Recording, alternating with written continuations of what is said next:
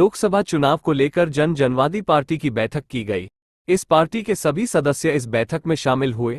बैठक के राष्ट्रीय अध्यक्ष डॉक्टर संजय चौहान, महिला राष्ट्रीय अध्यक्ष सरिता रानी ने बताया कि आर्थिक असमानता जैसे मुद्दे के साथ जनता के बीच जाएंगे। एमए न्यूज लाइव के लिए नीरज की विशेष रिपोर्ट पटना से।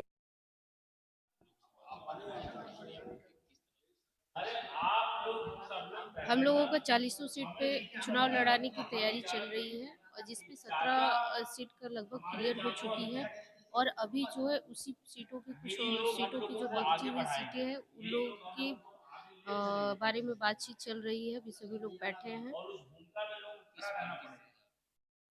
जनवादी पार्टी से आज चुनाव भर की पार्टी नहीं है ना, बस चुनाव खत्म, बस मामला असल काम तो चुनाव के बाद शुरू होना है। जी, कुछ सीटों पे तो हम लोग मजबूती से चुनाव लड़ रहे हैं, लेकिन कुछ सीटों पे हम लोग अपनी पार्टी के प्रचार प्रसार के लिए भी चुनाव लड़ेंगे। नहीं, हम लोग स्वतंत्र रूप से चुनाव लड़ रहे हैं। हाँ, हमारा अपना एक जनवादी विचारधारा है और उसी थ्रू हम लोग जो है अपने विचारधारा के थ्रू हम लोग चुनाव लड़ रहे हैं स्वतंत्र रूप से, किसी के गठबंधन में नहीं है।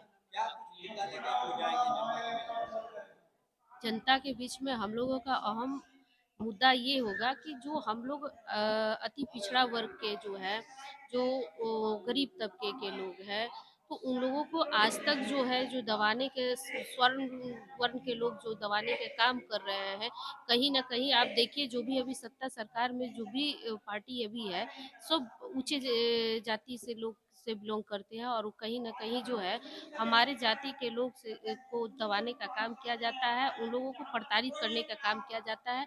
मैं सबसे यही कहूँगी अपने अति पिछड़ा जितने भाई बंधु हैं और खासकर हमारे जो मैं जिस पूरी से मैं आती हूँ बिलोंग करती हूँ, उन लोगों को ये कहना चाहती हूँ कि हम लोग अब नहीं एकजुट होकर लड़ाई लड़ेंगे।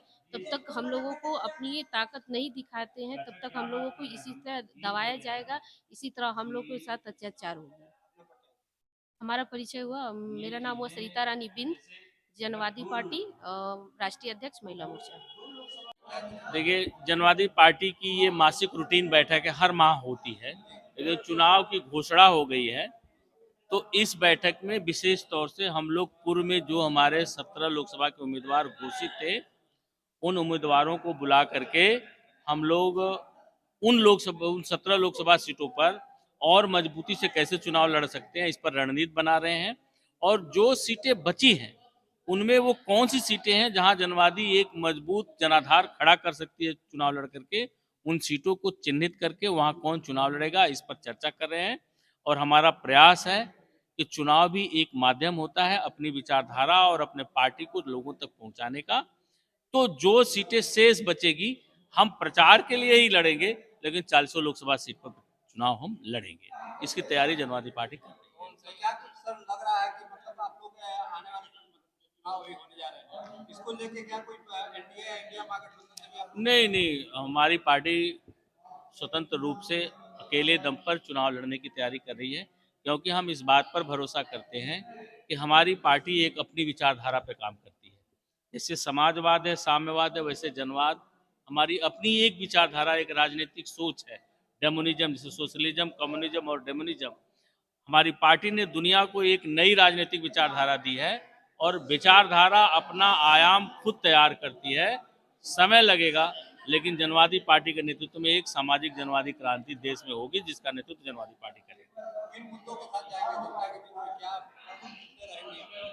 जनवादी पार्टी यह मानती है कि देश में अगर आर्थिक जो असमानता है उसको कम किए बगैर सामाजिक न्याय की अवधारणा की परिकल्पना नहीं की जा सकती। इस समय जो भी पार्टियां हैं वो आर्थिक अन्याय की तरफ ध्यान नहीं दे रही हैं, आर्थिक असमानता से जो उपज रही है परेशानियां उस पर ध्यान नहीं दे रही हैं। जाति बैलेंस बनाने में, आरक्षण और तमाम सारे मुद्दों पर सिर्फ सामाजिक न्याय ढूंढ रही है।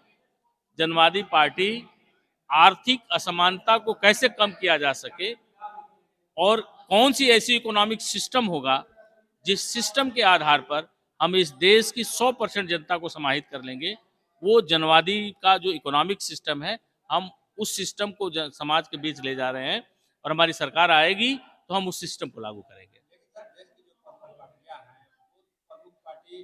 ज्यादातर देखा जा रहा है कि हिंदू का वर्गीकरण कर मुस्लिम का अलग है।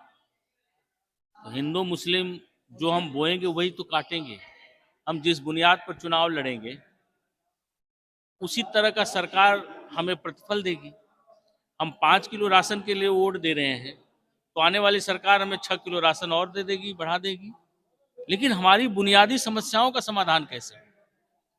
तो जनवादी पार्टी इस चीज़ों पर भरोसा नहीं करती। जनवादी पार्टी बुनियादी चीज़ों, जिस देश के लिए जो बुनियादी चीज़ें हैं उस पर फोकस करती है और हम लोग उसी बातों को लेकर के जनता के बीच जा रहे हैं। डॉक्टर संजय चौहान, राष्ट्रीय अध्यक्ष जनवादी पार्टी।